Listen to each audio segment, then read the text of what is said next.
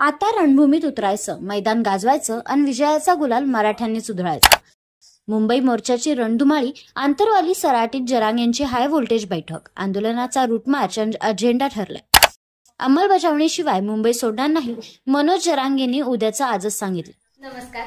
संपूर्ण महाराष्ट्रासह आपल्या जिल्ह्यातील व तालुक्यातील ताज्या घडामोडी मोबाईलवर पाहण्यासाठी तेज महाराष्ट्र वार्ताला जर तुम्ही युट्यूबवर पाहत असाल तर फॉलो आणि शेअर नक्की करा. जर फेसबुकवर पाहत असाल तर नक्की फॉलो करा. मराठा आरक्षणाचा मुद्दा पुढील दिवसात पुन्हा तापणार असल्याचं चित्र दिसून येत आहे. मराठा आंदोलक नेते मनोज जरांगे यांचा ताफा येत्या 29 तारखेला मुंबईत धडकणार आहे. आंतरवाली सराटीतून तब्बल 10 ते 12 लाख गाड्यांचा मुंबईला रवाना असण्याची घोषणा मनोज जरांगे यांनी यावेळी केली आहे. मराठा आणि कुणबी एकच असून हैदराबाद गॅजेट लागू करण्याची अंमलबजावणीपर्यंत मुंबई सोडणार नसल्याचं मनोज जरांगे यांनी उद्याचं आजच सांगितलं आहे. ते आंतरवाली सराटीत पत्रकार परिषदेत बोलत होते. पुढे बोलताना मनोज जरांगे म्हणाले, आंतरवाली सराटीतून 10 ते 12 लाख गाड्यांचा ताफा मुंबईत घुसणार आहे. मुंबईत गेल्यानंतर मुंबईतील सर्वच आमदार आणि खासदारांनी आम्ही मराठा आरक्षणाच्या मागणीसाठी घेराव घालणार असून जोपर्यंत मराठा कुणबी एकच आहेत आणि हैदराबाद गॅझेट लागू होत नाही तोपर्यंत आम्ही मराठा समाज बांधव मुंबई सोडणार नसल्याचा इशारा मनोज जरांगे यांनी दिला आहे. तसेच आम्ही सर्वच आमदार, खासदार, मुख्यमंत्री, दोन्ही उपमुख्यमंत्र्यांना चर्चेला आंतरवाली सराटीत बोलावलं होतं. आमचं आरक्षण द्या असं सर्वच आमदार, खासदारांनी मुख्यमंत्र्यांना समजावून सांगावं.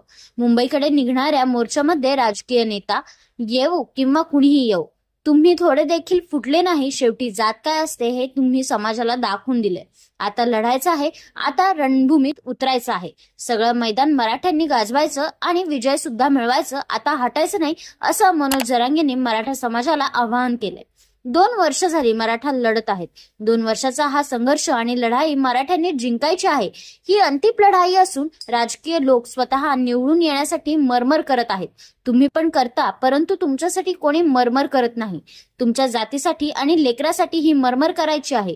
कोणत्याही पक्षाचा मराठा असू द्या, त्याने आता स्वतःच्या मुलावर गुलाल टाकण्याची तयारी करायची आहे.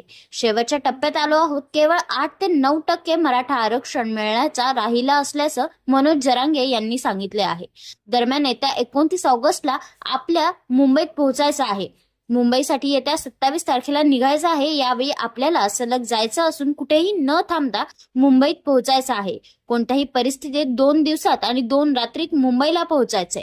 कोणत्याही परिस्थितीत मुंबईला पोहोचायचंय. यावेळेस मार्ग बदलायचा असल्याचंही मनोज जरांगे यांनी स्पष्ट केलंय.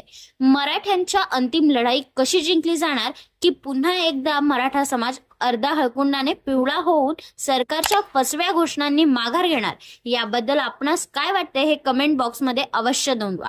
धन्यवाद.